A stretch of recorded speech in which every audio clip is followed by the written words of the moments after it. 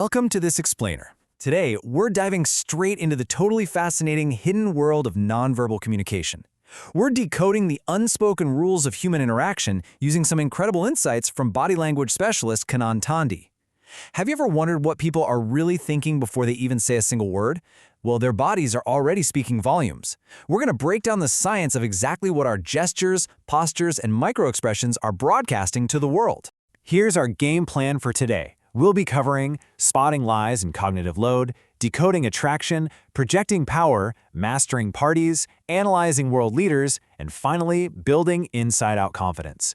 Let's get right into it. All right, Section 1, Spotting Lies and Cognitive Load. So how do you actually spot a liar? It's something literally everyone wants to know, right? We all kind of wish we had a built-in lie detector. But honestly, most of what we've been taught about lying is just plain wrong. You might think it's all about them avoiding eye contact or looking off to the left, but the real secret? It's about spotting shifts in their natural rhythm.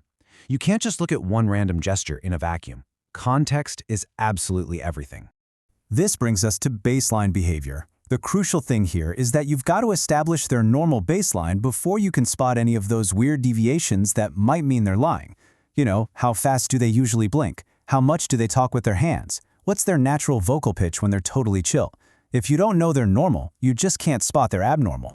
So how do you find this baseline? Well, you start with easy, happy questions. For instance, ask them about a favorite childhood memory, like maybe a time they were eating chili paneer with their family at a favorite hotel. Watch how fluid their hands are when they tell this true, relaxed story. Okay, once you've got that baseline locked in, then you ask the hard questions. If they suddenly launch into a fabricated story about a trip to New York and their hand movements just completely stop, boom, you've just spotted an alteration. This sudden shift is wild because it exposes exactly how the brain works under pressure. When someone is carrying a heavy cognitive load, which is just a fancy way of saying their brain is working overtime to build a fake story, the body literally freezes up. Or you might see them start doing pacifying behaviors. That's when people subconsciously touch their face or rub their arms. It's like their body is desperately trying to self-soothe its own anxiety. Moving right along to Section 2, Decoding Attraction and Flirting. Let's look at how this plays out in the real world. If you're observing a group, you gotta watch for the first laugh eye gaze. It's a total giveaway. When a group is hanging out and someone cracks a joke, watch where everyone looks. Subconsciously, people will look directly at the person they're most attracted to or feel closest to the absolute second they start laughing. Oh, and check their feet.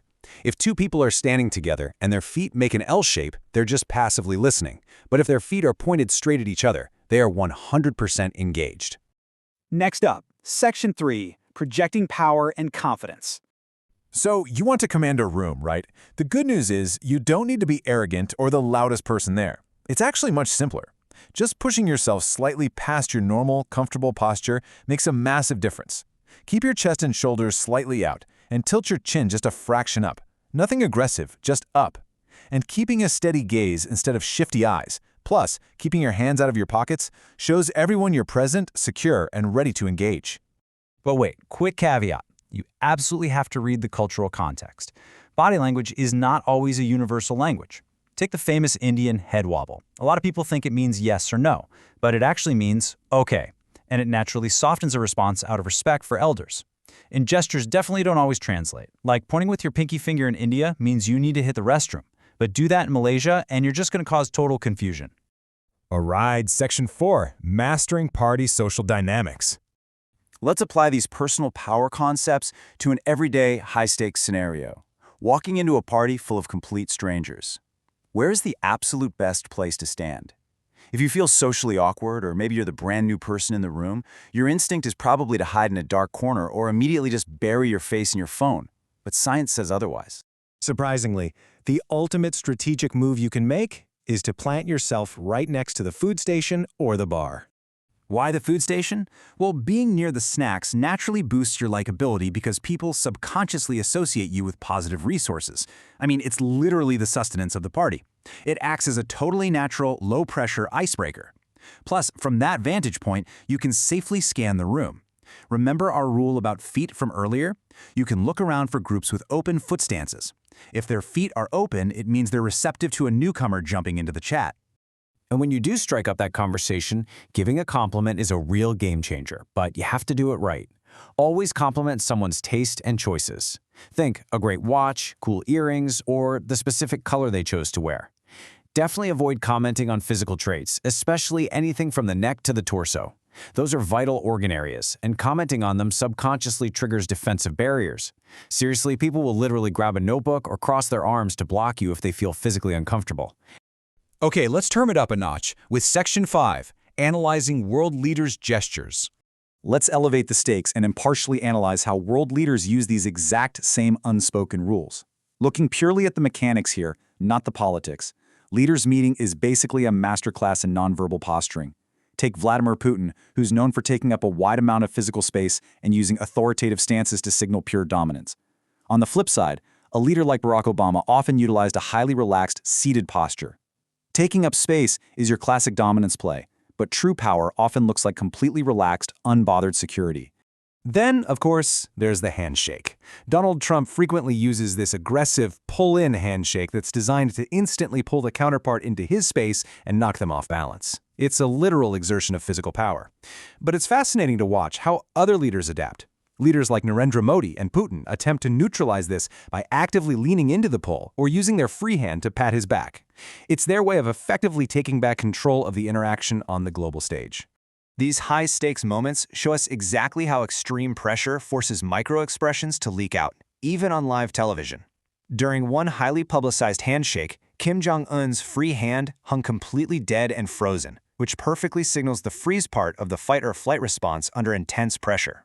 In another meeting, Volodymyr Zelensky, while maintaining a submissive posture during a really tough dialogue, exhibited subtle, repeated nose flares. That is a classic physical leak of passive aggression and internal frustration. Finally, bringing it all home with Section 6, the inside-out confidence approach. Let's look at the true foundation of all this, because mastering body language isn't just some parlor trick to manipulate people. A lot of outdated advice tells us to just strike a power pose and fake it till you make it. But Kannan Tandy points out something brilliant. If you have deep insecurities, faking a powerful posture will actually backfire. It makes you hyper-aware, it makes you mechanical, and you ultimately just end up looking incredibly stiff and anxious. Because true charisma, that is built from the inside out. Tandy uses this universal assignment for her clients. Sit down and list out exactly what physical and mental traits you love about yourself, and crucially, the ones you dislike. By directly acknowledging your own insecurities, whether you're self-conscious about your teeth, your height, whatever it is, you take away their power. You stop them from subconsciously controlling your posture, your smile, and your gaze when you're out in public. At the end of the day, your body speaks what your mind truly believes. So as you take this playbook into your next date, that terrifyingly crowded party, or a massive boardroom meeting, I want you to ask yourself, are you just putting on a mechanical show, or are you truly owning your space from the inside out? Think about what your baseline is broadcasting today. Thanks for joining this explainer.